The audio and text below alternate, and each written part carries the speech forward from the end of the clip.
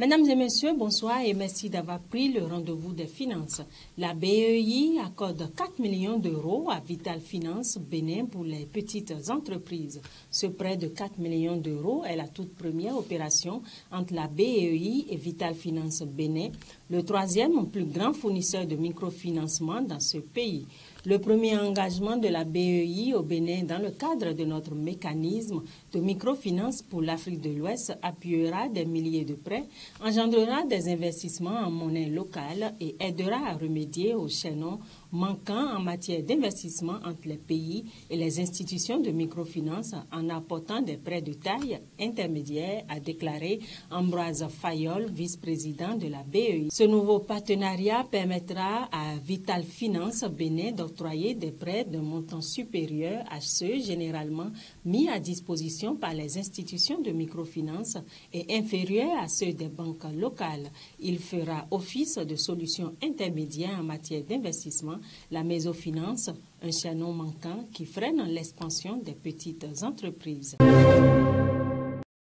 Ati Jariwafa Bank a été élue meilleure banque d'investissement au Maroc pour l'année 2021 par le magazine américain Global Finance. Dans son classement de meilleure banque d'investissement à l'échelle mondiale, régionale et locale par le prestigieux magazine américain Global Finance, indique vendredi 5 mars 2021 le groupe bancaire dans un communiqué. Les rédacteurs en chef de Global Finance, avec la contribution d'experts du secteur, ont utilisé une série de critères en se basant notamment sur les soumissions reçues, notamment de la part de marché, le service et les conseils, les capacités de structuration, le réseau de distribution, les efforts pour faire face aux conditions du marché, l'innovation, la tarification, le service après-vente, ainsi que la réputation du marché, précise la même source.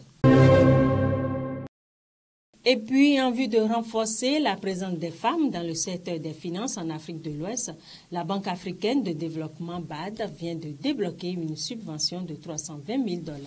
plus de 177 millions de francs CFA, pour l'intégration du genre dans les services financiers numériques de l'espace CEDEAO. Dans une annonce, l'institution panafricaine informe que cette facilité servira notamment à analyser les écarts et disparités qui existent entre les sexes et sur ce segment et les points encore à conquérir. En effet, ces fonds permettront de réaliser une analyse des écarts entre les sexes qui figurent dans plusieurs stratégies de l'Agence monétaire de l'Afrique de l'Ouest, AMAO, et ce, y compris celles relatives à l'inclusion financière, à l'analyse des données ventilées par le genre, aux services et infrastructures de paiement numérique et à l'identité numérique. Il s'agit de porter à 35% les participations des femmes aux opérations du marché financier numérique dans la sous-région, un secteur qui présente une disparité entre les sexes supérieures à celle des autres parties du continent. L'initiative sera exécutée par l'AMAO sur 3 ans dans l'espace communautaire et ambitionne de toucher jusqu'à 350 millions de personnes dans les 15 pays membres.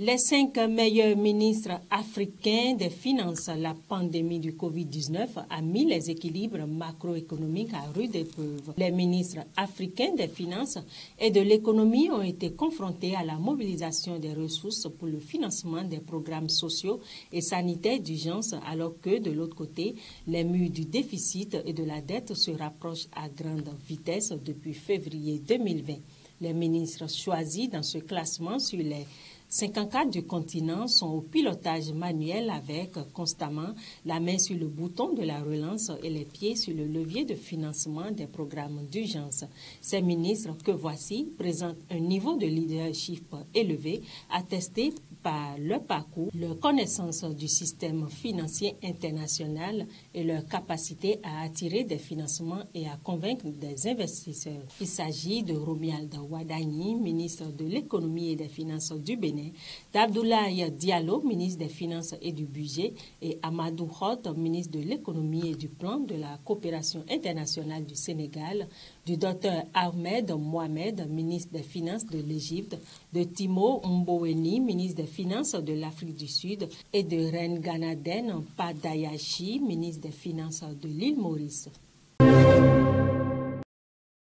Et pour finir, de hauts fonctionnaires européens ont appelé la Banque mondiale à élargir sa stratégie en matière de changement climatique afin d'exclure les investissements dans des projets liés au pétrole et au charbon dans le monde entier et de supprimer progressivement les investissements dans les projets de gaz naturel, selon 3 sources qui connaissent bien la question. Dans une lettre de 6 pages, les directeurs exécutifs de la Banque mondiale, représentant les principaux pays actionnaires européens et le Canada, ont salué les mesures prises par la banque pour s'assurer que les prêts soutiennent les efforts de réduction des émissions carbone. Nous estimons que la banque devrait maintenant aller plus loin et exclure également tous les investissements liés au charbon et au pétrole et définir plus avant une politique de suppression progressive de la production d'électricité au gaz pour n'investir dans le gaz que dans des circonstances exceptionnelles, ont écrit les fonctionnaires européens dans la lettre,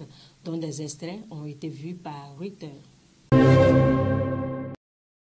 Et c'est la fin de Les Finances. Merci de nous avoir suivis. Bonsoir à chacun et à tous.